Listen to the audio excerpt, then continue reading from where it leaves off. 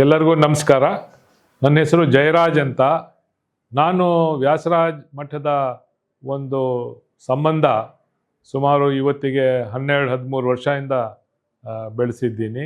2012ರಲ್ಲಿ ನಾನು ಕರ್ನಾಟಕ ರಾಜ್ಯದಲ್ಲಿ additional chief secretary ಇರುವಾಗ ಅಂದಿನ ಸರ್ಕಾರ ನನಗೆ ಕರೆಸಿ ನೀವು ವ್ಯಾಸರಾಜ್ ಮಠದ ಅಡ್ಮಿನಿಸ್ಟ್ರೇಟರ್ ಆಗಬೇಕು ಅಂತ ಹೇಳಿದರು.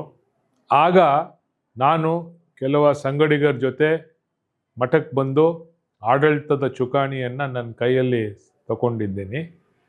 ಆ 2012 ಒಂದು ಪೀರಿಯಡ್ ಹೋಲಿಸಿದ್ರೆ ಇವತ್ತು ಮಠದಲ್ಲಿ ಅಜಗಜಾಂತರ ವ್ಯತ್ಯಾಸ ಆಗಿದೆ ಅಂತ ಹೇಳೋದ್ರಲ್ಲಿ ಏನು ತಪ್ಪಿಲ್ಲ.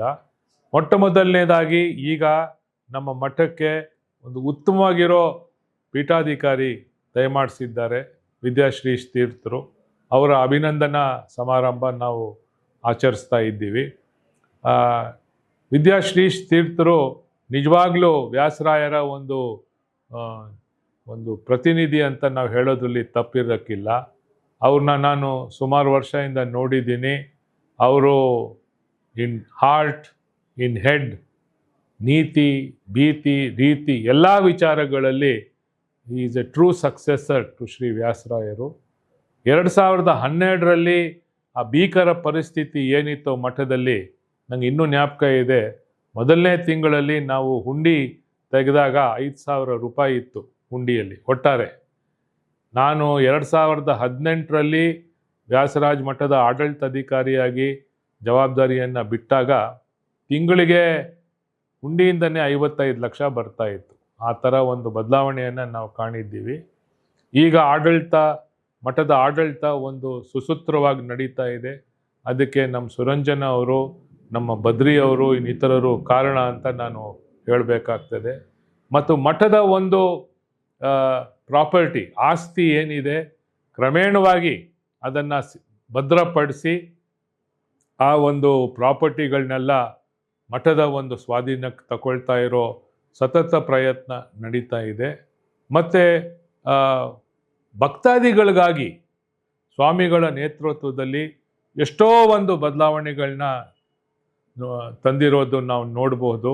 ಇವತ್ತು ಮತ್ತೆ ಹೆಚ್ಚಿನ ಸಂಖ್ಯೆಯಲ್ಲಿ ಸ್ವಾಮಿಗಳು ಎಲ್ಲಿ ದಯಮಾಡಿಸ್ತಾರೋ ಅಲ್ಲಿ ಜನ ಸೇರಿಕೊಂಡು ಮಠಕ್ಕೆ ತಮ್ಮ ಒಂದು ಡಿವೋಷನನ್ನು ವ್ಯಕ್ತಪಡಿಸ್ತಾ ಇದ್ದಾರೆ. ಒಂದಾನೊಂದು ಕಾಲದಲ್ಲಿ ಕಾರಣಾಂತರಗಳಿಂದ ನಮ್ಮ ಮಠದಿಂದ ಬೇರೆ ಕಡೆ ಭಕ್ತಾದಿಗಳೆಲ್ಲ ಹೊರಟು ಬಿಟ್ಟಿದ್ರು.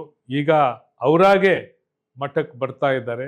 ಮತ್ತು ಮಠ ಅಂಬೋದು ಏನಿದೆಯೋ, ಧರ್ಮದ ಪ್ರಚಾರ, ಒಂದು ಟೀಚಿಂಗ್, ಬೋಧನೆ, ಇದನ್ನು ಒಳ್ಳೆಯ ರೀತಿಯಲ್ಲಿ ತಿರ್ಗಾ ಸ್ಥಾಪನೆ ಮಾಡಿ ಇದನ್ನು ನಾವು ಮುಂದುವರಿಸ್ತಾ ಇರೋದು ನಿಜಕ್ಕೂ ಇದೆಲ್ಲರ ನಮ್ಮ ಸುದೈವ. ಇದಕ್ಕಾಗಿ ಕಾರಣಕರ್ತರು ನಮ್ಮ ಶ್ರೀ ವಿದ್ಯಾಶ್ರೀಷ್ ತೀರ್ಥರು. ಅವರಿಗೆ ನಾನು ಇವತ್ತು ಅನಂತ ನಮಸ್ಕಾರಗಳನ್ನ ಸಲ್ಲಿಸ್ತಾ ಇದ್ದೀನಿ. ಮತ್ತು ನನಗೇನು ಹೆಮ್ಮೆ ಅಂದರೆ 2012ರಲ್ಲಿ ಸರ್ಕಾರ ಕರೆದು ನೀನು ಅಡ್ಮಿನಿಸ್ಟ್ರೇಟರ್ ಆಗು ಅಂತ ಹೇಳಿದಾಗ ನನಗೆ ಒಂಥರ ಏನು ವಿಚಾರ ಇತ್ತು, ಇದೇನಿದು ಮಠ, ಈ ಕೆಲಸ ನಾನು ಮಾಡ್ಬೋದಾ ಇಲ್ವಾ, ಎಷ್ಟೋ ಕಷ್ಟದ ಪರಿಸ್ಥಿತಿಗಳನ್ನ ಎದುರಿಸ್ಬೇಕಾಗಿದ್ರು ಕೂಡ ಇವತ್ತು ಮಠ ಈ ಒಂದು ಉತ್ತಮವಾಗಿರೋ ಪರಿಸ್ಥಿತಿಯಲ್ಲಿ ನೋಡಿ ನಿಜಕ್ಕೂ ನಂಗೆ ಆನಂದ ಆಗ್ತದೆ. ಭಗವಂತನಿಗೆ ನಾನು ಚಿರುಣೆ ಸಲ್ಲಿಸ್ತೀನಿ.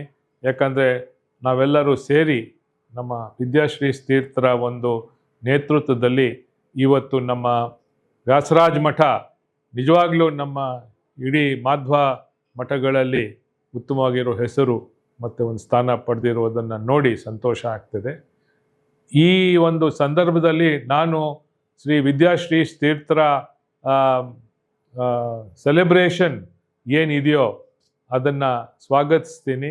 ಮತ್ತು ಅವರಿಗೆ ಇನ್ನೂ ಭಗವಂತ ಉತ್ತಮವಾಗಿರೋ ಆಯುಸ್ಸು ಮತ್ತು ಅವರಿಗೆ ಉತ್ತಮವಾಗಿರೋ ಒಂದು ಆರೋಗ್ಯ ಕೊಟ್ಟು ನಮ್ಮ ಮಠವನ್ನು, ನಮ್ಮ ದೇಶವನ್ನು ಅವರು ನಮ್ಮನ್ನು ಆ ನಾಯಕತ್ವ ವಹಿಸಬೇಕು, ನಮಗೆಲ್ಲ ಮಾರ್ಗದರ್ಶಕರಾಗಿರಬೇಕು ಅಂತ ನಾನು ಕಳಕಳೆಯಿಂದ ಕೇಳ್ಕೊಳ್ತೀನಿ. ನಮಸ್ಕಾರ.